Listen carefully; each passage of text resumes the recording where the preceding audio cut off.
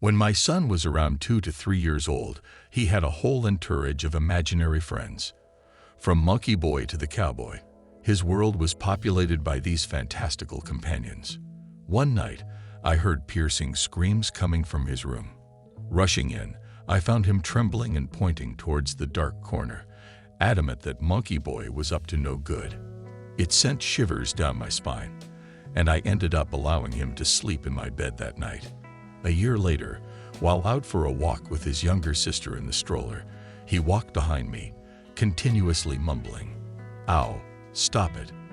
I halted, looking back at him, trying to understand what was causing his distress. "Please stop," he begged, yet there was no one behind us. When I questioned him, he replied, "The cowboy is hurting me, Mommy." I assured him there was no cowboy near us, only for him to insist that this cowboy was, in fact, in his head. Children certainly have a knack for weaving intricate and sometimes disconcerting tales with their imaginary friends, leaving us adults both bewildered and at times slightly unnerved. After the tragic passing of my nephew, my son's behavior shifted dramatically. He had this special connection with my nephew, who adored him like a younger brother. Their bond was unique, and my sister watched over my son while I was at work, making them almost inseparable. When my nephew took his own life, my son, who was nearly 5 at the time, withdrew from his usual chattering with his imaginary friend.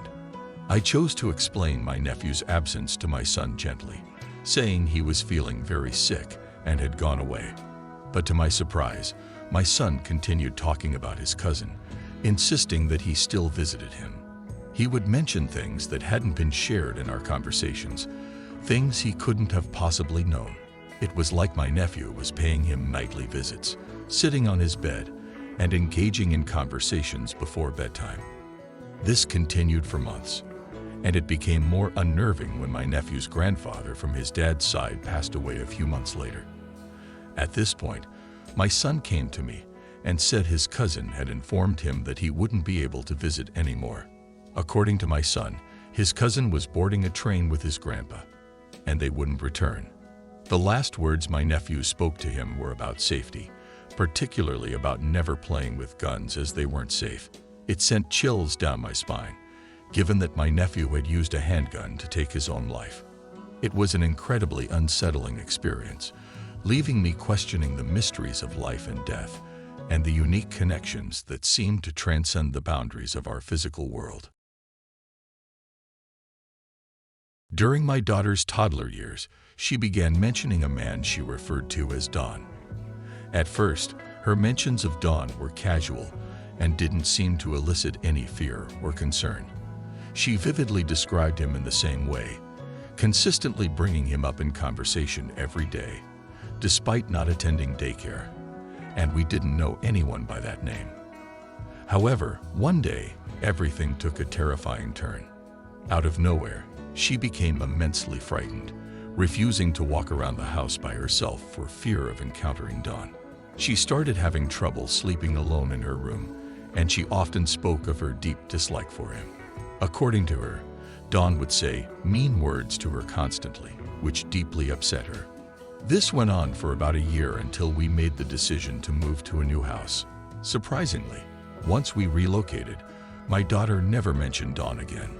It was as if the change in location wiped away all memory and fear related to this mysterious figure named Don. The transition was such a stark contrast to the distress she had felt before that we couldn't help but wonder what might have caused this sudden change and why it specifically seemed tied to our old house. The eerie mystery of Don's presence and disappearance has remained a perplexing and inexplicable part of our family's history. As a child, I vividly remember having an imaginary friend who was a comforting and familiar presence. This friend, an ethereal figure with light brown hair, a floating nightgown, and eyes that glimmered like stars, accompanied me throughout my early years. Years later, my niece, residing in the same home where I used to live during my childhood, revealed to me something eerily uncanny. She spoke about a friend who often missed my company and inquired why I had departed. What startled me was when she proceeded to describe my childhood imaginary friend in precise detail. The hair on the back of my neck stood on end as I listened, captivated by her descriptions. It was as if she had somehow glimpsed into the past, bringing to life the same ethereal figure that I had often spoken about during my childhood.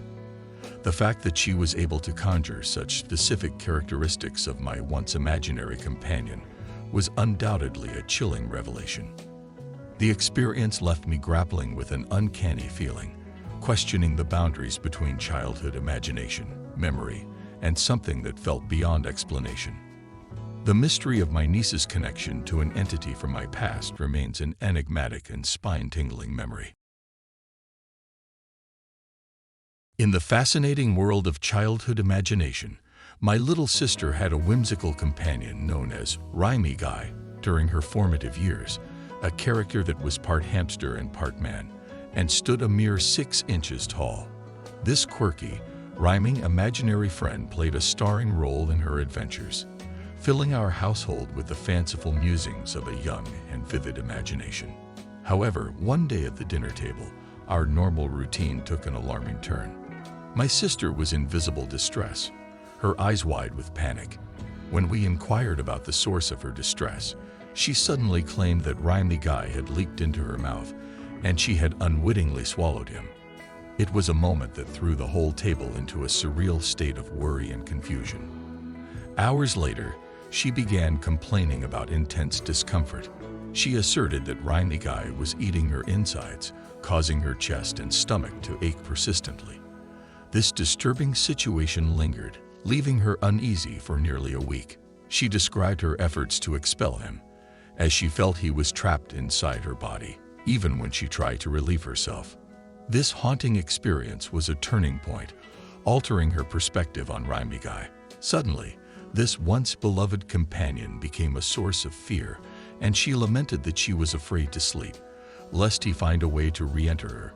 It became a nightly ritual for my mom to escort Rhymy Guy out of the room, a necessary measure to ease her fears and coax her into slumber. As my sister grew, her evolving imagination shaped a conclusion to the Rhymy Guy saga. At the tender age of 5.5, she confided that he left in search of another girl to inhabit. His departure marked the end of an odd yet fascinating chapter, highlighting the enigmatic and captivating world of a child's mind. This perplexing yet intriguing journey with Rhymy Guy showcased the boundless capacity of a child's imagination, each chapter holding a myriad of possibilities and unexpected twists within the vast landscape of their fanciful creations. In the depths of adolescence, I found myself at my friend's house during our 9th grade year. The evening took an unexpected turn when his little brother mentioned the presence of an imaginary friend standing behind us, professing an intense dislike for us both. Now, I've never been one to brush off eerie comments lightly, but this encounter was an exception. Chalked it up to kids being kids. Little did I know, things were about to get unnervingly bizarre. As the evening waned and everyone, except me, dashed outside to engage in a game of football, I darted back inside to grab my belongings. The house harbored a peculiarly long hallway, flanked by rooms on either side at the far end. The whispers about the messy room, seemingly blamed on the so-called imaginary friend, lingered in my mind. Midway down the corridor, a series of pounding thuds erupted from the walls, setting the hair on my neck on end. Panic clawed at my senses as the disturbance culminated in an eruption of chaos from my friend's brother's room. I peeked inside to witness a state of disarray like a tempest had ravaged the space, leaving belongings strewn across the room. My heart pounded as I rushed outside, breathless, only to find everyone still engrossed in their game. When I recounted the bizarre incident, my friends shared an unsettling revelation. The house usually underwent an annual blessing by their priest, but due to a recent trip to Disney, they'd neglected this customary ritual. The incident shook me to my core, instilling an unease that lingered for months. Although time eventually passed, the apprehension remained palpable, leaving an indelible mark on my psyche. Even after mustering the courage to return, My friend's impulse to wield a Ouija board in their home prompted my swift exit. It was an unwelcome prelude to an unnerving chapter, leading to a prolonged absence from their house and a subtle disconnect that endured beyond our high school years.